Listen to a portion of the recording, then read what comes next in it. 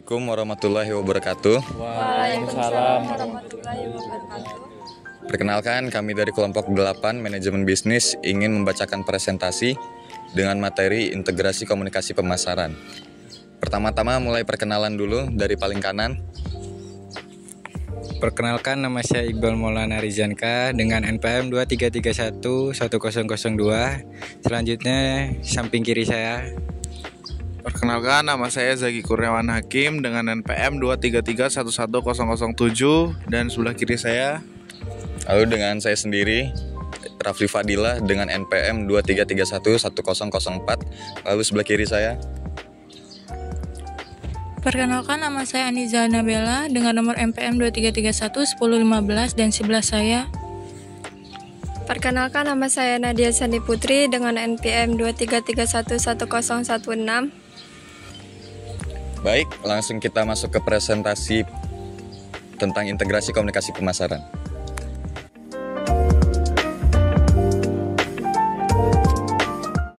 Baik, materi pertama yaitu tentang pengantar komunikasi pemasaran. Ada memahami peran komunikasi pemasaran dalam promosi produk atau jasa. 1. Meningkatkan kesadaran merek. 2. Menginformasikan konsumen. 3. Memengaruhi persepsi konsumen. 4. Mendorong tindakan konsumen. 5. Mengembangkan dan memelihara hubungan pelanggan. B. Proses komunikasi dan unsur-unsurnya. 1. Ada pengirim atau sender. Pengirim adalah individu atau entitas yang memulai proses komunikasi dengan menghasilkan pesan atau informasi. Pengirim juga bertanggung jawab untuk merencanakan, mengatur, dan mengungkapkan pesan dengan jelas dan efektif. Lalu kedua ada pesan atau message. Pesan adalah informasi atau gagasan yang ingin disampaikan oleh pengirim kepada penerima. Pesan bisa berupa kata-kata, gambar, suara, atau kombinasi dari berbagai elemen ini. Lalu ketiga ada saluran atau channel. Saluran adalah media atau cara yang digunakan untuk mengirimkan pesan dari pengirim kepada penerima. Lalu keempat ada penerima atau receiver. Penerima adalah individu atau entitas yang menerima pesan dari pengirim dan memiliki peran penting dalam proses komunikasi karena mereka harus menerima, memahami, dan merespon pesan yang diterima. Lalu yang terakhir ada umpan balik atau feedback. Umpan balik adalah respon atau tanggapan yang diberikan oleh penerima kepada pengirim. Umpan balik membantu memastikan bahwa pesan telah dipahami dengan benar dan komunikasi berjalan lancar. Baik, cukup sekian materi selanjutnya yaitu tentang komunikasi pemasaran terpadu atau IMC yang akan dibacakan oleh Nadia Sandi Putri. Di sini saya akan melanjutkan presentasi dari Rafli Fadilah. Yang kedua, komunikasi pemasaran terpadu atau IMC. A. Definisi dan konsep. IMC adalah singkatan dari Integrated Marketing Communication atau dalam bahasa Indonesianya dikenal sebagai komunikasi pemasaran terpadu. IMC adalah pendekatan strategis dalam pemasaran yang bertujuan untuk menciptakan pesan dan citra merek yang konsisten dan terpadu melalui berbagai saluran komunikasi yang berbeda. Dalam IMC, semua elemen komunikasi pemasaran seperti periklanan, promosi penjualan, public relation, pemasaran langsung, dan media sosial digabungkan dan diselaraskan untuk mencapai tujuan yang sama.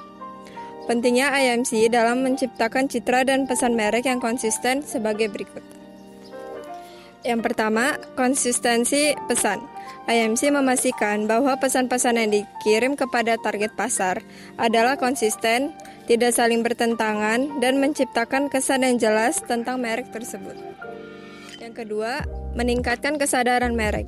Dengan mengintegrasikan pesan melalui berbagai saluran komunikasi, IMC dapat membantu meningkatkan kesadaran merek.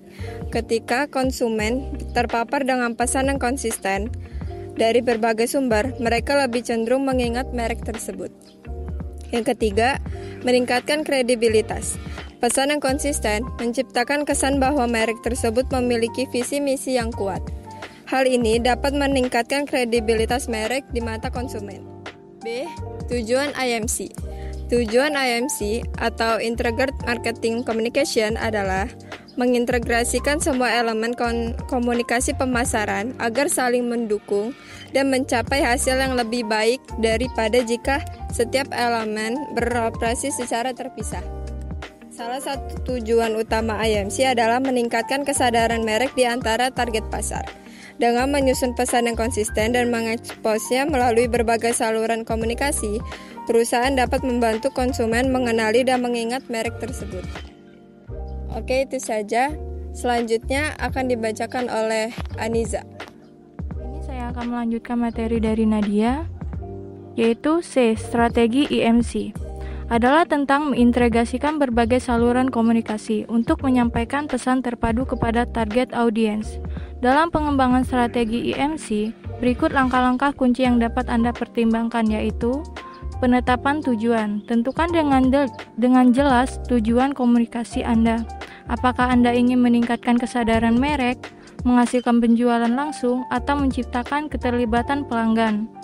Segmentasi audiens. Identifikasi siapa target audiens Anda. Buat pesona pelanggan yang detail agar Anda tahu tentang tepat kepada siapa Anda akan bicara. Pesan inti. Buat pesan inti yang Anda ingin Anda sampaikan. Pesan ini harus singkat, relevan, dan memikat. Seleksi saluran. Pilih saluran komunikasi yang paling sesuai dengan audiens Anda. Ini bisa mencakup media sosial, iklan online, email, iklan cetak, siaran langsung, dan lainnya. Kreativitas. Buat kampanye yang menarik perhatian audiens Anda. Bisa melibatkan konten kreatif, video, atau konten. Tergantung pada saluran yang Anda gunakan. Pengukuran kinerja. Tentukan metrik untuk mengukur kesuksesan kampanye Anda. Apakah itu melalui role, peningkatan kesadaran merek, atau penjualan. Pengoptimalan. Berdasarkan data dan analisis, lakukan perubahan dan meningkatkan pada kampanye Anda selama berlangsung. Konsistensi waktu. Pastikan kampanye Anda bertanggung jawab dengan konsisten selama periode waktu yang telah ditentukan. Evaluasi akhir. Setelah kampanye selesai, lakukan evaluasi menyeluruh untuk menilai apa yang berhasil dan apa yang perlu ditingkatkan di masa depan. Dan selanjutnya akan disampaikan oleh teman saya, Zaki. Campuran IMC. Pentingnya campuran IMC adalah mengintegrasikan semua elemen ini sehingga mereka saling mendukung dan menyampaikan pesan yang konsisten kepada audiens. Misalnya, iklan dapat meningkatkan kesadaran merek, PR dapat membangun citra positif, promosi penjualan dapat mendorong pembelian, dan penjualan pribadi dapat menyediakan informasi lebih lanjut kepada pelanggan. Dengan pengguna yang bijak, campuran IMC dapat membantu mencapai tujuan pemasaran dengan lebih efektif. Berikut adalah penjelasan singkat tentang beberapa elemen utama dalam campuran IMC.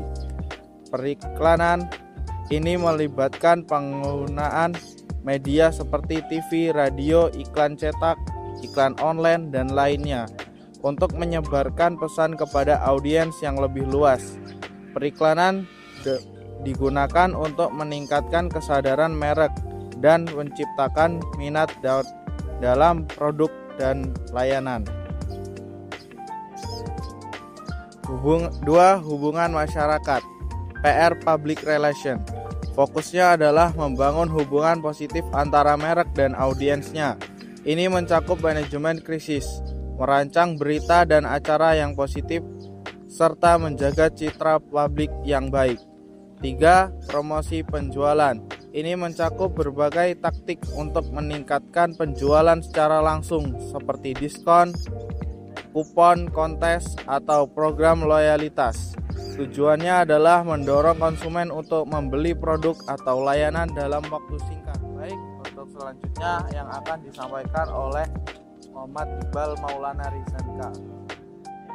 Saya akan melanjutkan presentasi dari saudara Zaki, yaitu pemilihan media. Pemilihan media yang tepat adalah langkah penting dalam strategi IMC.